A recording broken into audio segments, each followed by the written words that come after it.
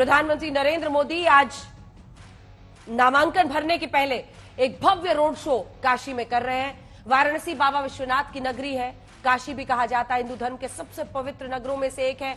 मंदिरों का शहर है, भारत की धार्मिक राजधानी है, दीपों की नगरी है, ज्ञान की नगरी है, घाटों का नगर है। यह अविनाशी काशी है। प्रसिद्ध अमेरिकी लेखक मार्क ट्वेन लिखते हैं कि बनारस इतिहास से भी पुरातन है, परंपराओं से भी पुराना है, किंवदंतियों से भी प्राचीन है। जब इन सबको एकत्र किया जाए उसे संग्रह से भी दोगुना प्राचीन है। इस तरह से माना जाता है कि काशी में जो भव्यता है, जो सुंदरता है, जो असंख्य घंटियां वहां बजती हैं शाम के पहर में, जो आरती वहां की होती है, वो काशी को अनूठी बनाती है। बनारस में सब गुरु केहू ना ही चेला, ये माना जाता है। काशी की जनता में हर कोई मानता है कि भाई मैं गुरु हूं, चेला कोई नहीं बनना चाहता। राजनीतिक समझबूझ में लोग इतने आगे हैं। बनारस में चाय की चुस्कियों के बीच ज्ञान की गंगा बहती रहती है। बनारस बनारसी किसी भी परिभाषा से परे है। बनारस वो समंदर है जहां मोती वाली सीप खुद डूबने पर ही मिलेगी। काशी में जीवन और मृत्यु साथ चलते हैं। बनारस दिल में तो आता है पर समझ में नहीं आता। इतना अनछुआ कि छू नहीं सकते, बस गंगा जल की तरह अंजुलि में आप इसे भर सकते हैं। प्रधानमंत्री नरेंद्र मोदी ने इसीलिए कहा कि मां गंगा ने मुझे बुलाया है और अब गोद ले लिया है। वाराणसी बाबा विश्वनाथ की एक ऐसी नगरी है जिसने लगातार 2 बार प्रधानमंत्री नरेंद्र मोदी को चुनकर देश की संसद में पहुंचाया। वो देश के प्रधानमंत्री बने। हर बार जो उनका वोटों का रिकॉर्ड था वो टूटता गया और पिछली बार तो लगभग 63% वोटों के साथ वो वहां पर जीते हैं। पहले 56% के आसपास उनको वोट मिला था और उसके बाद अब 63% के आसपास। ये बताता है साफ कि उनका दौरा जो ये है वाराणसी का, एक बार फिर अगर वो रोड शो करते नजर आ रहे हैं तो प्रधानमंत्री नरेंद्र मोदी का अब हम आपको बता देते हैं किस साल कितनी बार वो वाराणसी गए। 2014 में 3 बार, 2015 में 2 बार, 16 में फिर 5 बार गए, 2017 में 3 बार, 2018 में 5 बार, 2009 में औसतन 3 से 7 बार वो जाते रहे। 2020 में भी 3 बार गए, 2021 में 4 बार, 2022 में 4 बार, 2023 में वो 5 बार गए और 2024 में तीसरी बार। कुल 44वीं बार वाराणसी के दौरे पर प्रधानमंत्री नरेंद्र मोदी हैं। 2014 के नतीजे नरेंद्र मोदी के अगर आप देखें तो ये साफ बताता है कि किस तरह की जीत यहां पर उन्हें मिली। 56% से ज्यादा वोट मिले और तब आपको याद होगा दिल्ली के मुख्यमंत्री अरविंद केजरीवाल भी वहां पर गए थे चुनौती देने के लिए, लेकिन वो महज 20% वोटों के आसपास पर रह गए थे। 2019 के नतीजे नरेंद्र मोदी नंबर 1 पर रहे, समाजवादी पार्टी की शालिनी यादव नंबर 2 पर रही और जो अजय राय कांग्रेस पार्टी के प्रदेश अध्यक्ष एक बार फिर चुनावी मैदान में वहां पर है, वो नंबर 3 पर रहे थे। प्रधानमंत्री नरेंद्र मोदी को 63.6 यानी लगभग 64% वोट मिला था। जीत का अंतर था 4,79,505 वोट। ये है वाराणसी का जो आशीर्वाद प्रधानमंत्री नरेंद्र मोदी को मिलता रहा है। विश्वनाथ की ये नगरी है, बाबा विश्वनाथ की, और प्रधानमंत्री नरेंद्र मोदी अक्सर वहां पर कहते हैं कि यहां पर राज उसी का चलता है जिसके हाथों में डमरू है। एक धार्मिक राजधानी के तौर पर इसे देखा जाता है। अयोध्या में भी प्रभु राम का मंदिर बना है, लेकिन काशी में बाबा विश्वनाथ की मंदिर हो या अन्य जो ऐसे शहर है, इलाके हैं, ऐसे सब में मंदिरों का जीर्णोद्धार भी एक बहुत बड़ा मुद्दा रहा है। घाटों की सजावट और जो वहां पर पहुंचने वाले यात्रियों को, जो पर्यटक हैं, उनको सुविधाएं मिल रही हैं, वो एक बड़ी बात है। इन सब के बीच हिंदुस्तानी शास्त्रीय संगीत का भी बनारस घर रहा है और वो बनारसी घराना जो है हमेशा यहाँ का मशहूर रहा है। दार्शनिक, कवि, लेखक, संगीतज्ञ सब यहाँ से निकले हैं, जिसमें कबीर, वल्लभाचार्य, रविदास, स्वामी रामानंद, त्रैलंग, स्वामी शिवानंद गोस्वामी, मुंशी प्रेमचंद, जयशंकर प्रसाद, हर नाम एक से बड़ा, आचार्य रामचंद्र शुक्ल, पंडित रविशंकर, गिरिजा देवी, पंडित हरिप्रसाद चौरसिया, उस्ताद बिस्मिल्लाह खां, गोस्वामी तुलसीदास ने हिंदू धर्म का परम पूज्य जो ग्रंथ है रामचरितमानस लिखा था। गौतम बुद्ध ने अपना प्रथम प्रवचन यहीं पर दिया, सारनाथ में, जो कि बहुत करीब है।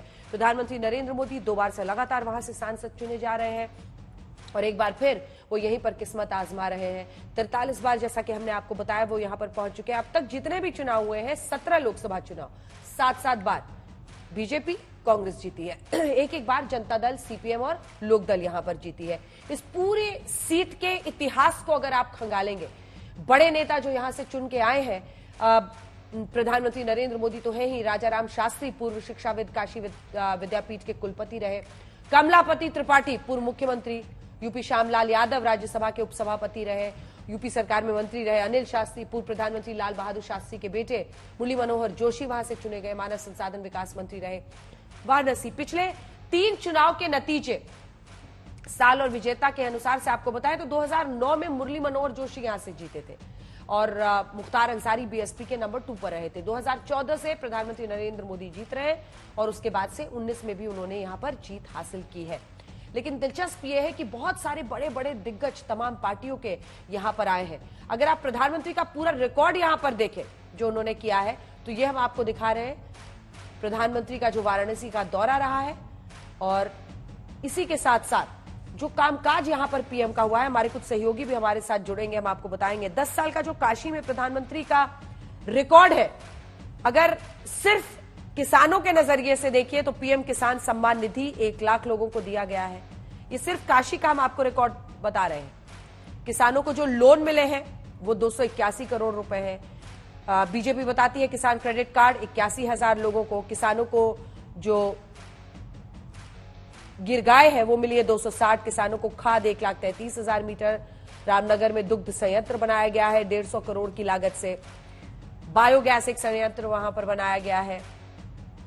ये हम आपको बता रहे हैं। देश की पहली जो वंदे भारत ट्रेन है वो भी बड़े काम में काशी के लिए गिनाई जाती है। बिजली पानी 1000 करोड़ की लागत से मदन मोहन मालवीय कैंसर सेंटर यहां पर बनाया गया है, जिसका जिक्र कई लोग वहां पर जब हम लोग हेलीकॉप्टर शॉट में 100 लोकसभा सीटों को तय करते हुए पहुंचे तो वहां पर लोगों ने बताया। सिगरा स्टेडियम का वहां काफी जिक्र होता है। 186 करोड़ का रुद्राक्ष सेंटर वहां पर बनाया गया है और 176 करोड़ का Kashi integrated command and control centre भी वहां पर बनाया गया है जो परेशानियां लोगों को हो। काशी विश्वनाथ कॉरिडोर जिसकी खूब चर्चा होती है 963 करोड़ का ये बनाया गया है। 619 करोड़ की लागत से अंडरग्राउंड केबलिंग यहां पर की गई है। जो एक बिजलियों की तार का आप देखते थे पूरा वहां पर जाल बिछा होता था तो अंडरग्राउंड केबलिंग पर बहुत ध्यान दिया गया है। रोपवे परियोजना वहां पर बनाई गई है। वाराणसी का रिंग रोड जो है उस पर बहुत फोकस किया गया ताकि जो ट्रैफिक जो कंजेशन शहर के बीचों बीच लोग देखते थे उससे बच पाए। 987 करोड़ के 15 पुलों का भी वहां पर निर्माण हुआ है। दूसरी तरफ आप रैली के रंग भी देख रहे हैं और 8300 करोड़ की नई सड़क और चौड़ीकरण में भी खर्च किया गया है। ये हम आपको रोड शो के रंग भी दिखा रहे हैं। प्रधानमंत्री का रोड शो इस वक्त भी वाराणसी में चल रहा है। वाराणसी के एयरपोर्ट का भी कायाकल्प किया गया है और लगभग 76 करोड़ के 13 विकास के काम पूरे किए गए हैं। अलग अलग हिस्सों से वहां 12 नई ट्रेनें खोली गई हैं और ये प्रधानमंत्री का रोड शो काशी से गुजरता हुआ आपको दिखाई दे रहा है। हमारे सहयोगी हिमांशु मिश्रा हमारे साथ इस वक्त जुड़ रहे हैं सीधा। हिमांशु, रोड शो अभी कहां से गुजर रहा है और लोगों का जो हुजूम है वो तो दिखाई दे ही रहा है। प्रधानमंत्री नरेंद्र मोदी मुझे लगता है कि अयोध्या से भी काफी लंबा ये लगभग 6 किलोमीटर का रोड शो है कि कुछ विदेशी ताकतें भारत के चुनाव को प्रभावित करने का देखिए बिल्कुल अंजना 6 किलोमीटर का रोड शो है जो बीएचयू के मदन मोहन मालवीय की मूर्ति से शुरू हुआ है और इस गेट तक या काशी विश्वनाथ के गेट तक आएगा। यहाँ से प्रधानमंत्री नरेंद्र मोदी जो है वो प्रवेश करेंगे यहाँ पर और उसके बाद जो है काशी विश्वनाथ मंदिर में पूजा अर्चना करेंगे। जी हाँ, नॉमिनेशन से पहले यानी कि अपना नामांकन करने से पहले प्रधानमंत्री नरेंद्र मोदी जो है वो काशी विश्वनाथ मंदिर में जो है वो दर्शन करेंगे, पूजा अर्चना करेंगे और उसके बाद जो है उनका ये रोड शो का आज का समापन होगा। कल प्रधानमंत्री नरेंद्र मोदी जो है काल भैरव में मंदिर का पूजा करेंगे क्योंकि ये माना जाता है कि काशी के अंदर जब तक आप काल भैरव के दर्शन नहीं कर लेते हैं आपकी जो दर्शन है वो पूरे नहीं माने जाते हैं, काशी की यात्रा पूरी नहीं मानी जाती है। काल भैरव के दर्शन करने के पश्चात जो है प्रधानमंत्री नरेंद्र मोदी जो है वो इंडियन लीडर्स के साथ मुलाकात करेंगे और वहां से अपना नॉमिनेशन फॉर्म भरने जो है वो कचहरी जाएंगे। नॉमिनेशन फॉर्म भरने के बाद कार्यकर्ताओं के साथ जो है वो सम्मेलन करेंगे। अब देखना यह है कि जो प्रधानमंत्री नरेंद्र मोदी के नामांकन पत्र में उनके प्रस्तावक कौन कौन होंगे। ये माना जा रहा है कि धीरेन्द्र शास्त्री होने वाले हैं, धीरेन्द्र शास्त्री वही हैं जिन्होंने अयोध्या में प्राण प्रतिष्ठा का कार्यक्रम कराया था, और उनके साथ एक जो है वो निषाद जाति से होंगे। 4 ऐसे प्रस्तावक होंगे जिन आपको चंबा कर सकते हैं, जो अलग अलग समुदाय, अलग अलग समाज से आते होंगे। उनको जो है प्रधानमंत्री नरेंद्र मोदी जो है वो अपना प्रस्तावक बनाएंगे। सबसे बड़ी बात यह है कि प्रधानमंत्री नरेंद्र मोदी का ये 6 किलोमीटर का रोड शो है। आप देख सकते हैं यहाँ लोग जो है उनका इंतजार कर रहे हैं कि कब प्रधानमंत्री नरेंद्र मोदी यहाँ आए और वो अपने सांसद की, अपने प्रधानमंत्री की एक झलक पाले।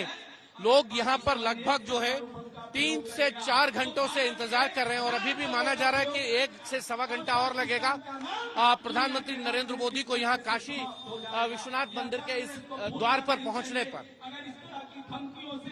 तो देखिए, प्रस्तावकों की आपने बात की तो 2014 में भी ऐसे ही भद्रा प्रसाद निषाद को, जो कि नाविक हैं, उन्हें बनाया गया था प्रस्तावक। छन्नूलाल मिश्र थे, शास्त्रीय गायक, गिरधर मालवीय रिटायर्ड जज थे, भद्रा प्रसाद निषाद, अशोक कुमार, एक बुनकर को भी, मतलब सांकेतिक रूप से एक बुनकर हो, एक नाविक हो, सबको लाया गया था। फिर आइए 2019 में भी, तब के भी जो 4 नाम हैं उसमें डॉक्टर अन्नपूर्णा शुक्ला, जो पूर्व प्राचार्य है महिला महाविद्यालय की, वो थी। जगदीश चौधरी, मणिकर्णिका घाट, क्योंकि बनारस के बारे में कहा जाता है कि यहाँ पर मृत्यु और जीवन साथ साथ चलते हैं। दशाश्वमेध घाट, मणिकर्णिका घाट, 80 घाट, सब लाइन से वहां पर घाट है।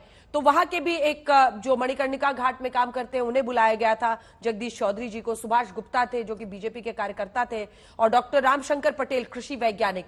और इस बार आप बता रहे हैं कि एक बार फिर संदेश दिया जाएगा एक नाविक को वहां पर बुलाकर, ताकि सबका रिप्रेजेंटेशन हो। और क्या क्या हम जानते हैं अभी जो प्रस्तावक होंगे उनके बारे में, और कल सुबह का जो कार्यक्रम है वो भी जल्दी से बता दीजिए।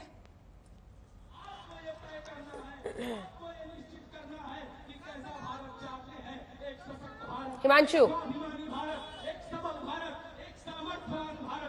जी अंजना, देखिए प्रधानमंत्री नरेंद्र मोदी यहाँ से दर्शन करने के पश्चात जो है DLW गेस्ट हाउस जाएंगे। वहाँ एक कोर ग्रुप के जो उनके यहाँ के वाराणसी के कार्यकर्ता हैं उनके साथ मुलाकात होगी। कल सुबह वो फिर से जो है एक रोड शो करेंगे, जो काल भैरव मंदिर में दर्शन करने के बाद जो है वो अपने एनडीए के लीडर्स के साथ, जो यहाँ पर है, जो एनडीए के तमाम घटक दलों के नेता यहाँ पर आएंगे, चाहे वो पूर्णट संगमा हो या एकनाथ शिंदे, अजीत पवार, तमाम वो नेता यहाँ नजर आएंगे। बीजेपी शासित राज्यों के मुख्यमंत्री, उप मुख्यमंत्री यहाँ नजर आएंगे आपको प्रधानमंत्री नरेंद्र मोदी के नामांकन में। पिछली बार याद कीजिए नीतीश कुमार थे, प्रकाश सिंह बादल, तमाम लोग यहाँ पर आए थे प्रधानमंत्री नरेंद्र मोदी का नामांकन कराने। तो नीतीश कुमार भी यहाँ पे आने वाले हैं, और बिहार के दोनों उप मुख्यमंत्री सम्राट चौधरी और विजय कुमार सिन्हा, वो लोग भी जो है यहाँ पर आएंगे। तो आप अंदाजा लगाइए कि 12 राज्यों के मुख्यमंत्री, उप मुख्यमंत्री यहाँ पर आपको दिखाई देंगे।